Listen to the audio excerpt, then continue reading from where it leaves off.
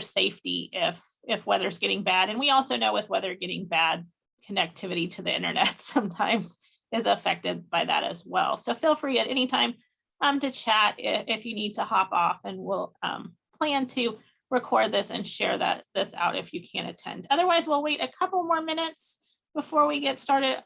As always, feel free to chat with us if you have any questions prior to that in the chat box, or unmute yourself.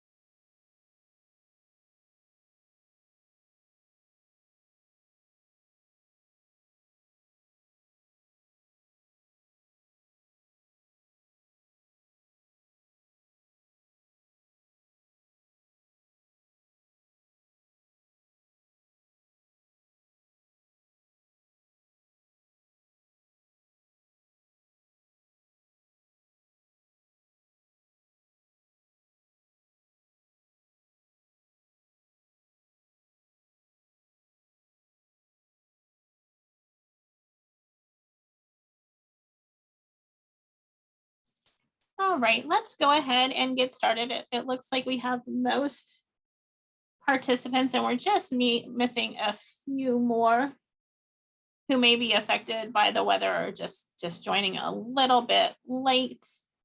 But let's go ahead and get started. So we're starting to come to the end of our time together through our Get Ready cohort.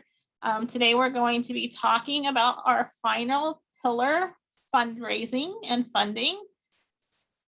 So per our agenda, we'll start with the timelines.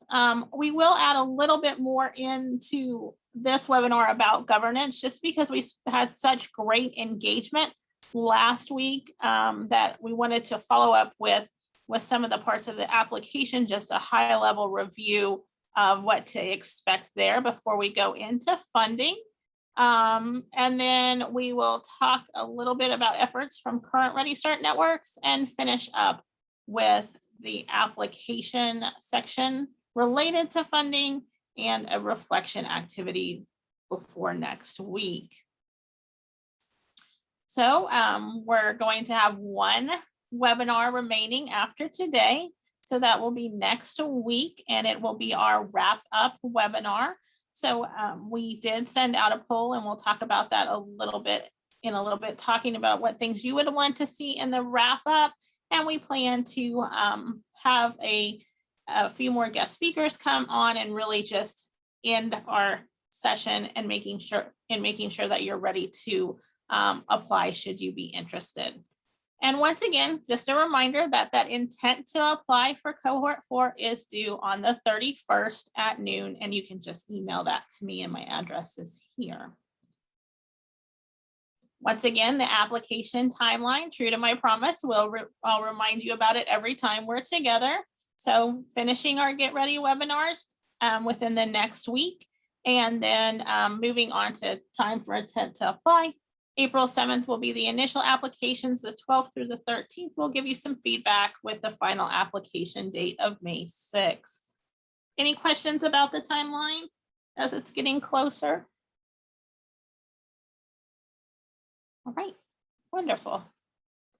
So we didn't really get a chance to get to the governance reflection activity last time, which is fine. So we thought we would make it both an introduction activity and a reflection activity at the same time.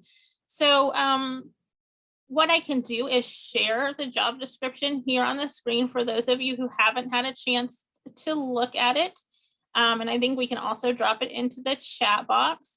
And then we'll take some time to see if there are any questions you have, anything that you would change, ideas about who you may already have in mind to serve, and ideas that you may already have as far as how you envision the duties they will execute, maybe some people you're really looking forward to serving on a potential governance board, similar to what we talked about during our reflection on coalition last week, but really taking it So that higher level decision-making body that you will hopefully eventually have as part of a Ready Start network. So let me shift my screen here and bring up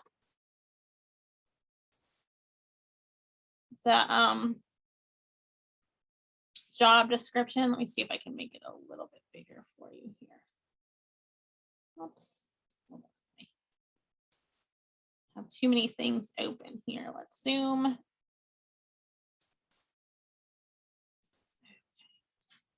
All right, is everyone able to see that now? Wonderful.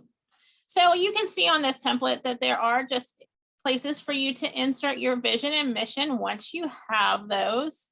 It also includes the purpose of your council. Some of our current Ready Starts, you leave this purpose as is in the example. Others have either added to it or changed it a bit. Then we have the council duties. Once again, Ready Starts can utilize the template we've provided or add to this and specify it to meet your needs. And then let's move into the specific duties, because I think this is really where our discussion is going to come in.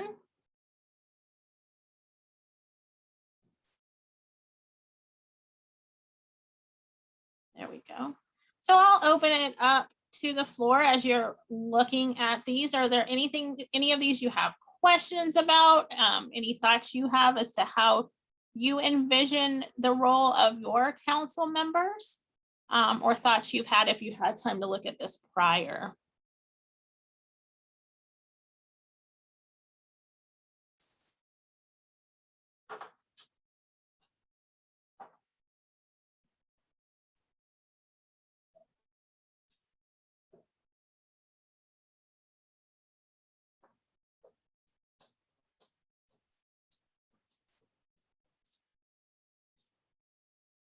All right, hopefully you've had a little bit of time to look at this. Are there any, sometimes it's easier to start when you're first looking at something with any concerns or red flags about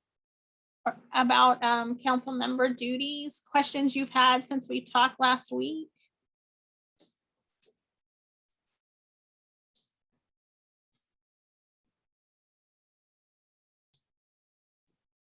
I just want to jump in, Amy, and emphasize, this is a document that is a tool for Ready Start Networks that Kay Irby helped us develop. And there, just like Amy said, there's room for adjustments and edits to fit everybody's needs.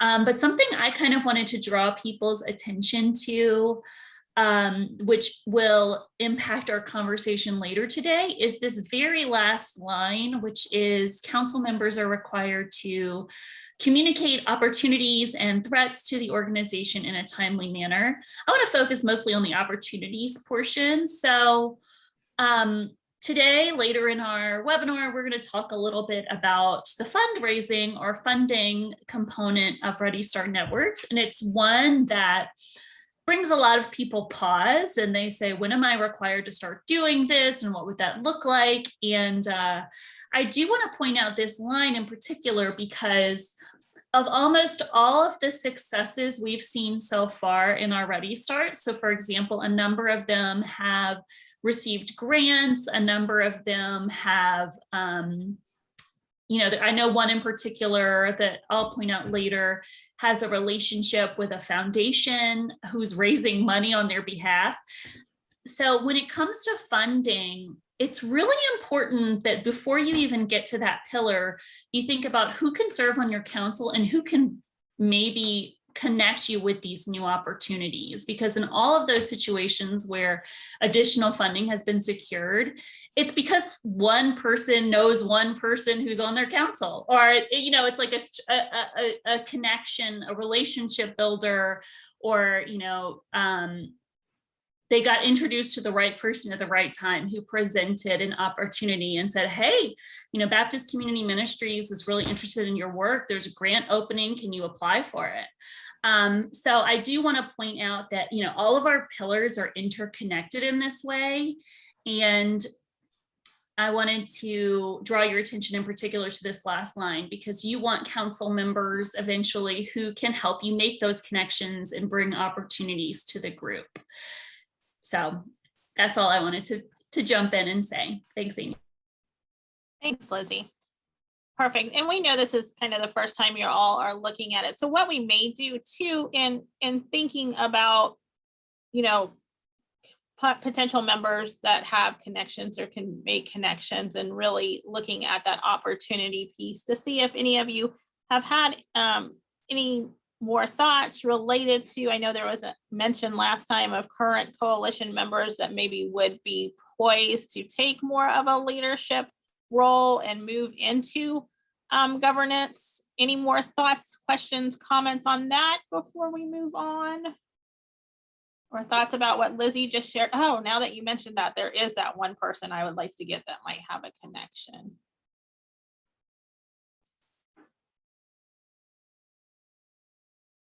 All right, well, we'll go ahead and move on. And you always know that you can jump in, ask any questions. We do anticipate, especially as we're moving into these last two pillars, that these are more novel type concepts and things that we know most Ready Starts are still working on, and new Ready Starts are realizing that these are future planning.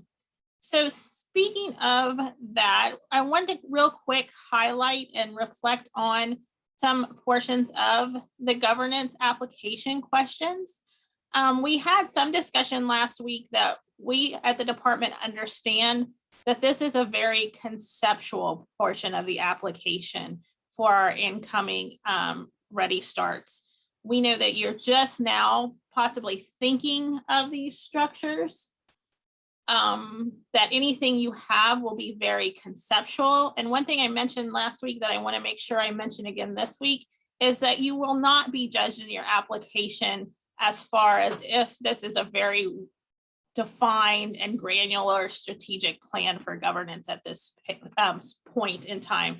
We do really expect that your answers here, although we do want them to be thoughtful, are going to be more at a high or conceptual level as part of your application. So just based on your current thinking of what you want governance to look like at this stage in your thinking process is fine. And we're also happy to meet with you and have some one-on-one discussions if you are apprehensive about this section, because it is conceptual. So just taking that, one of those, I like to call it, what if I could have the governance structure of my dreams with the knowledge I have now, is what we're looking for there. Any questions, apprehension, concerns there? All right, great. Everyone's still doing okay with weather? All right, good.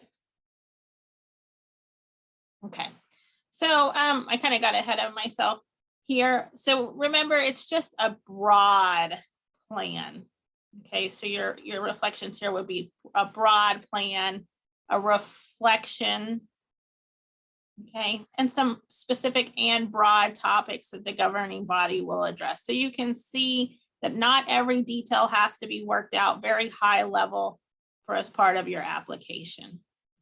And we did include more of the specifics in the follow-up email and the slide deck that we sent last week that we didn't get into because our conversation was so rich and answered a lot of those through Kay and Cindy Rushing.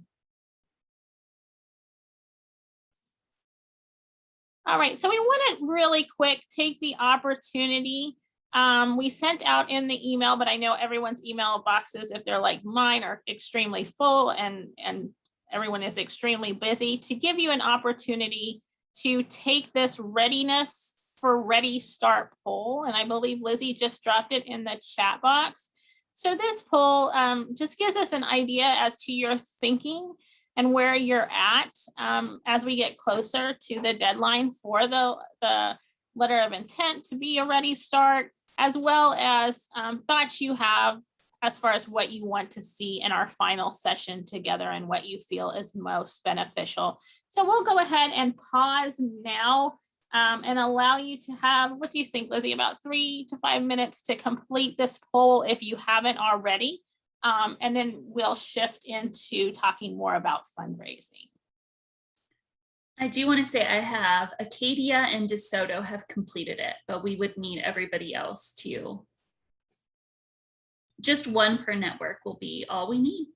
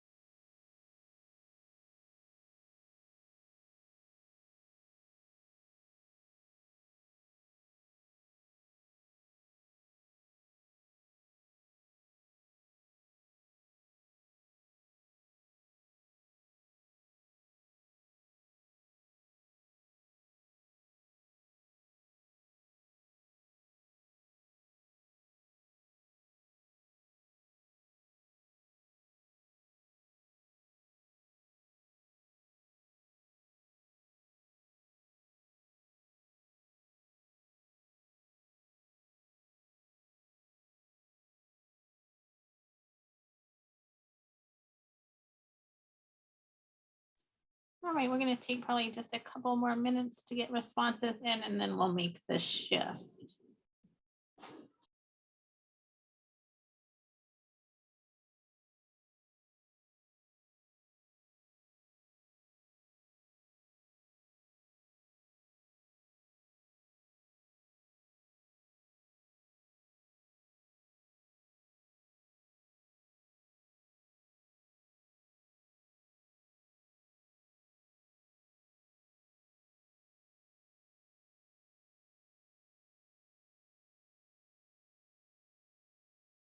All right, it looks like our responses have come in. So thank you so much for taking the time to share with us.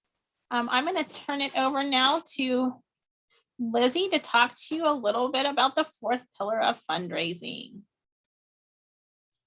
Hey everybody, it's great to be with you today. I hope everyone is staying safe in the midst of some wild weather. And again, just want to reassure you that we're recording today's webinar. And if you need to hop off for whatever reason, we will send out the recording later this week. So I want to talk about the fourth pillar today. And before we begin, I kind of want to ground us again in why Ready Start Networks were formed in the first place. So since Act 3 was passed, which made sweeping reforms in Louisiana for early childhood, there has been improvement in quality, especially, and a little bit in access as well statewide. But we really weren't moving at a pace that we needed to. We wanted to empower local community networks, giving them more support to really drive those faster rates of access and quality improvement. And so to do that, we created Ready Start Networks, and we gave them authority, responsibility, and resources to drive faster rates of improvement. So what does this look like? Why fundraise? As you all know, we're all on the same page here. There's an urgent need for early childhood in our state. And because of that urgent need, we encourage our Ready Start Networks to develop long-term strategies to identify and maximize new funding sources to help meet the vision that you outline in your blueprints. So most of you have created blueprints that have really bold plans about improving quality and serving more children. But in order to do that, we need money to implement those plans. So we empower our Ready Start networks to take that big step with the fourth pillar, and to really drive local change, especially hopefully serving more kids in quality environments. So we truly believe at the LDOE that local communities rather than the state are best suited to address your community's unique early childhood education needs for families and children. Because every single parish, as you know, in our state is so vastly different. We believe that each parish has kind of, our network rather, has a different approach or might have a different challenge that they're trying to solve. So we wanted to empower our Ready Start networks, giving you better control over how early childhood education decisions are made, how services are funded. So I want to emphasize something, and that is that we at the department do not anticipate for this fourth pillar to roll out overnight. We believe the first three are really your major focus for especially your first year as a Ready Start network. We really want you to have a strong blueprint. It takes a lot of time to recruit new folks to be in your coalition and to have the right voices on your side and to get them excited about early childhood. We know that putting an advisory council in place is really important. And then it also takes time to make sure your bylaws are ready. It takes time to kind of get into a rhythm of setting meeting cadences and structures and what does that look like. So we really don't ask our Ready Starts to pivot to this lens of fundraising until those first three pillars are in place. So once those first three pillars are in place, then we'll want you to pivot and think about your next steps and what funding you can go after. Now, in some situations, like I said before, funding opportunities presented themselves in the form of a coalition member said, hey, I think there's a grant you can apply for, or, in some instances, some, like I said, some opportunities presented themselves maybe before the Ready Start network was even actively seeking it. But again, I just want to emphasize that, we got to put these first three pillars in place before you focus on this last fourth one. But once those first three pillars are in place, Ready Start networks, first of all, need to have a good grasp of their current funding streams for early childhood in the community and what that funding is designated for. Maybe there's a way to maximize the resources you're already getting. If you're a Ready Start network, how can you use that funding to the best of your ability? Things like that. So you need to have a good grasp of where your current state is. If you think about the blueprint, it's kind of similar to that.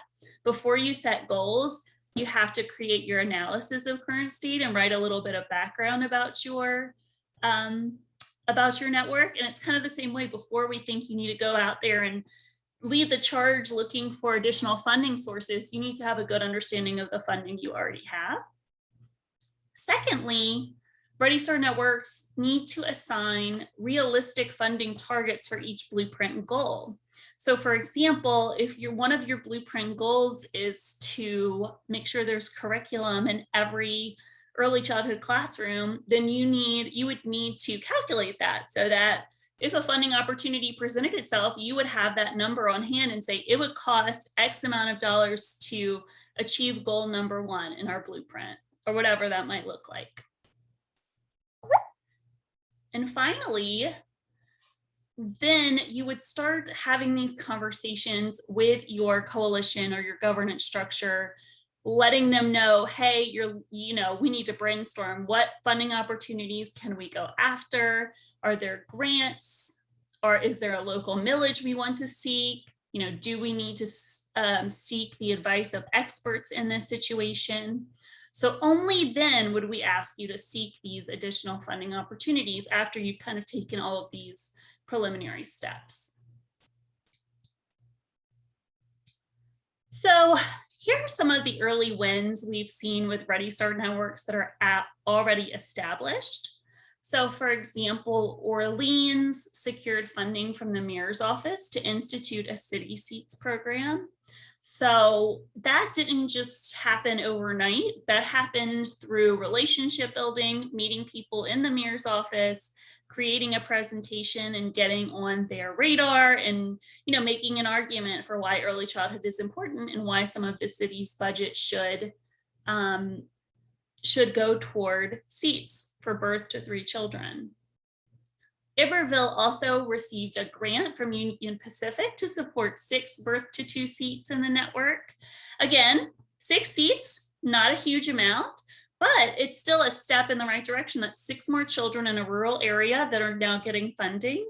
And again, in this situation, Lydia Canova, who leads this work in Iberville, someone on her coalition presented the opportunity to her. They heard about the great work she was doing in early childhood, and they came to her and encouraged her to apply for this grant opportunity.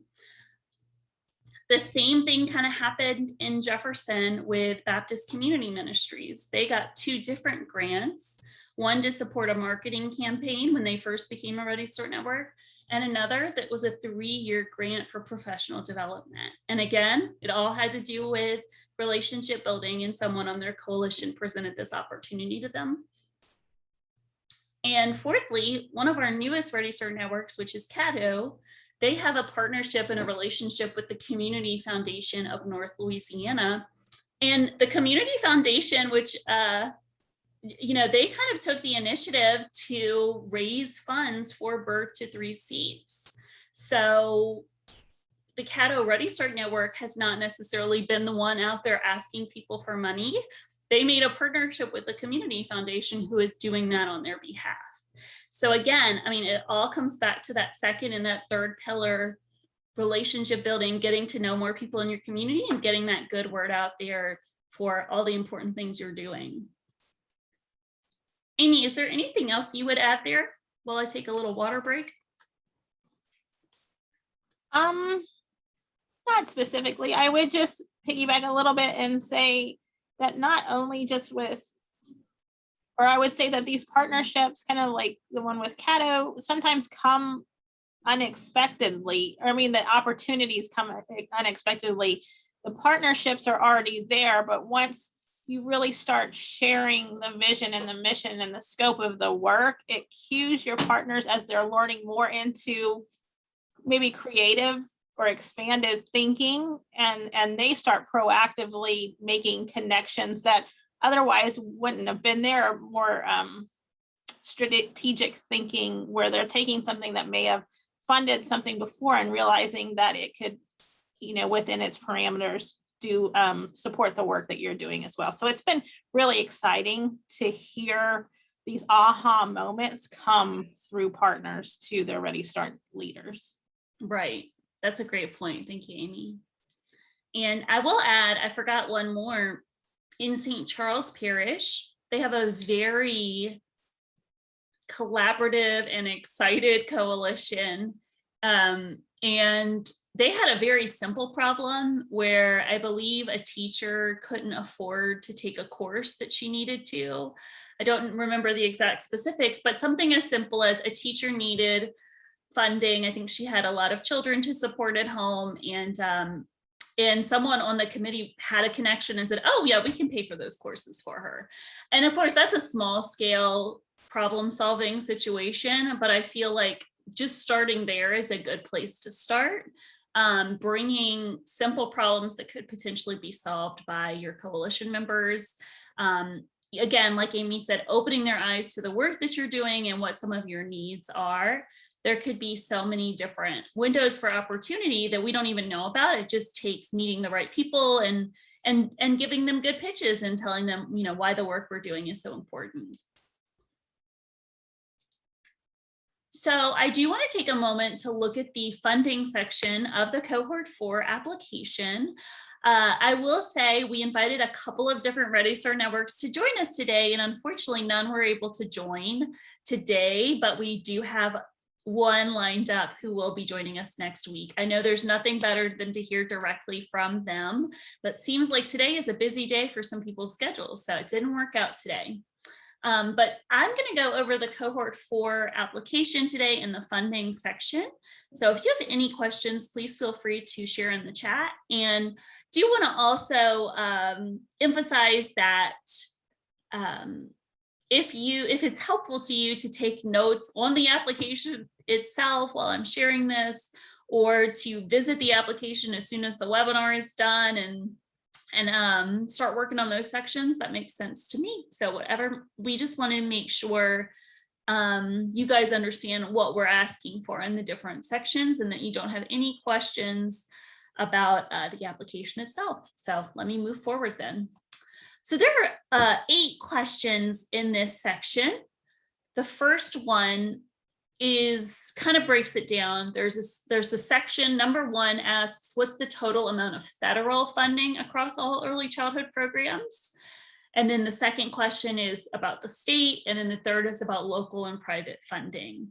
So again, the reason why this is included in the application is mostly for your own benefit if you want to have all of those numbers in one place. Because again, if you were to become a Ready Start network, it's really helpful to have your comprehensive budgets on hand so that you can take a look at it when you need it and when it's time to start doing this work. So again, in order to determine your funding needs in the future, you have to identify and understand your current funding streams. So for questions 1 through 3, we would like our applicants to demonstrate they have a full understanding of their current financial landscape. So it breaks it down. Number 1 looks at federal dollars, number 2, state, and number 3, local or private funding. And if there are any categories that just don't apply to you, you would just put $0 in those various categories. All right, questions 4, 5, and 6. I highlighted them all together because they're all kind of similar and tie into one another. Question 4 asks you to describe the process for how you completed the 2021 Super App and coordinated funding request. Question 5 asks that if you requested additional B2 seats, how did that process look? Who did you engage? And question 6 asks, how did you use Super App to sustain or increase early childhood funding? So again, these all kind of tie together. So essentially, we want to know from these questions, the process and development for your Super App requests. Did you engage stakeholders? Was there a structure for measuring your capacity and how you requested seats? So did you survey your centers? Did you talk to folks? How did you figure out how many seats you could add to your current sites? Did you solicit feedback on that coordinated funding request? And what, in strategically thinking, what was your approach to using this as a way to sustain or increase early childhood funding? So again, if the network's process can be improved upon, we would want you to indicate those needs for improvement in question 4. So maybe you didn't engage as many stakeholders, maybe you weren't able to talk to folks who, maybe you weren't able to solicit specific numbers when you were requesting B2 seats. So if there's any room for improvement, you can put that in question 4. And just to go back for one moment, I do want to let you know that if you did not request B2 seats, it will not count against you. We're just curious if you did, we would want to know your process. So if you did not request birth to 3 seats, you would just write NA. Okay, I'm going to move on to number 7. Number 7 is, have you explored other non-state, non-federal funding sources to support early childhood initiatives in your community? So again, some of you might not have done this before. We're just curious to see if any of our applicants have already kind of dabbled in this area before becoming a Ready Start network. I do want to say, if you currently have not done this kind of exploration, put not applicable, put NA, because this will not affect your overall score on this application. If you have explored other funding opportunities, whether that's grants or local funding or private dollars, please just share a little bit about that here, especially if you've secured additional funding. So this kind of has two parts. One is just, have you searched or have you applied for a grant, or basically just kind of explored other opportunities. But the second part is, if you've successfully secured additional money, we'd love to hear about it. And the last question in this section is, how do you plan to use your Ready Start Network allocation to support your initiatives? So historically, for the past 3 years, or 2 years rather, our Ready Start Networks have received a $100,000 allocation, and we plan for that to happen again this year. Unfortunately, just because of the funding source, the allocation cannot be used to directly fund seats. So it has to support your Ready Start Network initiatives in some way. And we encourage our Ready Start Networks to really think hard and strategically use that funding to further your Ready Start Network implication. So in order to figure out what you could use this funding for, think about these following questions. So the first one is there an area in which you need consultation with experts? So for example, if you want to consult with someone maybe to help you with your coalition building, you could use funding for that here. Other folks have gotten additional capacity in their office by using this funding. They've used it to either supplement or pay someone's salary. So that's looked a couple of different ways. Let me give you a couple examples. So in one parish, I know there is a person who is now a full-time employee dedicated to Ready Start Network initiatives, who is paid for with this, her salary is paid for with these allocations. So the person who was originally doing early childhood work recognized, I don't have the capacity to do my typical job and do these Ready Start functions as well. So I'd like to hire someone else to help me with Ready Start functions. Other folks have kind of taken a different route and just hired kind of like assistants or admins to help them to take a little bit of the load off. So other folks have hired, say, someone who can focus on child count or scheduling class observations, or kind of a different focus, so that the early childhood leader can focus on Ready Start work. So it definitely looks different in different places. So just use this as an opportunity to think, could we grow our capacity with this funding? And if we did, what would that look like? You could also use this funding for training or professional development, potentially for your coalition or your governance.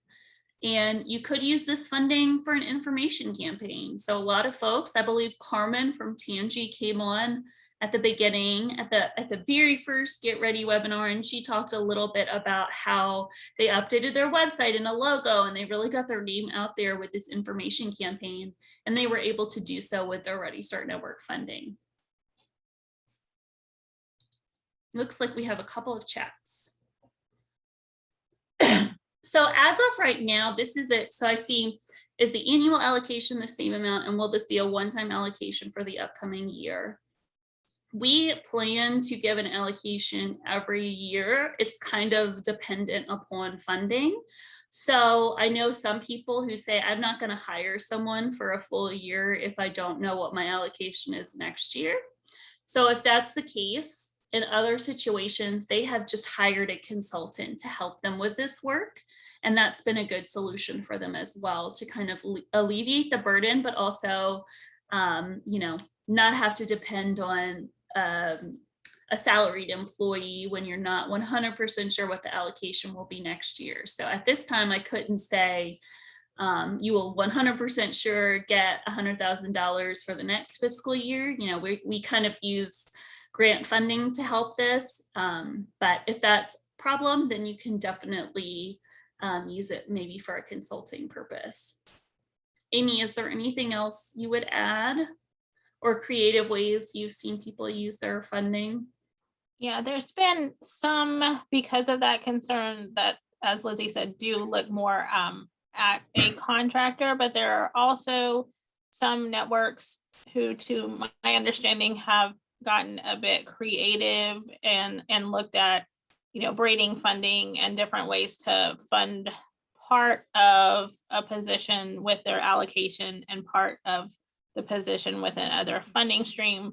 There has also been some talk, and when we've heard people kind of explore how to do this, and taking only a certain portion of an RSN responsibility or assurance and adding that onto somebody's current responsibility and maybe funding a portion of a salary. And that's happened, I think I've heard a lot with, coalition and building, or really getting, your advisory council together, because it's been found that somebody already existing on your team may have that skill set, and then justifying some funding to that position through the allocation because they are taking on that work. So there's been multiple ways to do that. I have to say, I've heard lots of great things from Ready Start who have used consultants to do this work, especially getting started, because there's so many activities that you might not have the capacity to do that currently, or that it's a new knowledge base. So they've really found the consultants to be a very beneficial use of the allocation. Yeah, that's a great point. Thanks, Amy. I'll say I just talked to a Ready Start yesterday who was telling me she's planning on hiring someone for her office. And I think she's using like 18% from her Ready Start allocation, and the rest she's a Head Start grantee. So she's gonna help, this person is gonna help her take some of the Head Start work off of her plate, but also take like a percentage of Ready Start work as well. So, hopefully, I know not everybody has the flexibility like that, but I'm glad you flagged that, Amy, that it wouldn't have to be the entire person's salary, for example. It could just be a portion of it, if you have the ability to do so. And again, I'll say this question, we're just curious. We want you to start thinking about this if you do apply. But nothing is finalized in your budget until it's an EGMS. So this application, if you say, I want to hire a consultant, and then come July, you decide, no, I changed my mind, I want to hire someone instead, that would be fine. Of course, everything would be final in EGMS. This is just for us to make sure your juices are flowing and you're thinking about this moving forward. So I think with that, I am going to move on to next steps with Amy. If anybody has any questions, please feel free to drop in the chat or come off mute in the meantime, but I'm going to mute myself while Amy takes that. Great, thanks, Lizzie. So just along the lines of thinking about what can be done with the allocation, our reflective activity is called allocation exploration. So kind of alliterative type sound today. What we want to do here is give you the opportunity to start thinking about, your vision for how you would possibly spend the allocation should you become a Ready Start. And maybe start by thinking about what are your top 3 priorities and how you could utilize the allocation to possibly fund this work, or as we just discussed, finding a consultant to fund this work. What's the vision for that? And then also thinking a bit ahead about which of these priorities would need some additional funding. I could really visualize doing this using a part of the allocation, but I would maybe also need some additional funding to really either implement that or sustain it in the future. We talked a bit about that the funding for Ready Starts is based on grant funding that we get at the state level. So, there's some variability and there is some unknowns there. So kind of thinking about if I could get it started with the initial allocation, how could I continue to support that in the future should that allocation change? So not only implementation, but sustainability. And then moving you and maybe pushing you a little bit out of your comfort zone a little bit more is how could you potentially find other funding sources, or what other funding sources if you're really stretching your imagination and brainstorming, could you potentially explore to support your Ready Start priorities? Is there something today when we were talking about those partnerships and early successes of current Ready Starts that made you think in your mind, oh, there may be somebody in the community, or there's somebody that, you know, if we really educated them, they might have a potential partnership and something that they could provide as far as funding to support their work or support your work. So just between this week and next, taking a moment to kind of explore how you might utilize your allocations. And I always encourage you in that exploration to draft any questions, concerns, things to bring back to us as well during our next meeting, so we can possibly talk through with those and bring those to the group. I know last week there was some sharing as far as what people had planned to do in partnerships they plan to make, and some of you found that very valuable because there were individuals you hadn't thought of or strategies you hadn't thought of before. So we look forward to hearing from you and hearing your great ideas.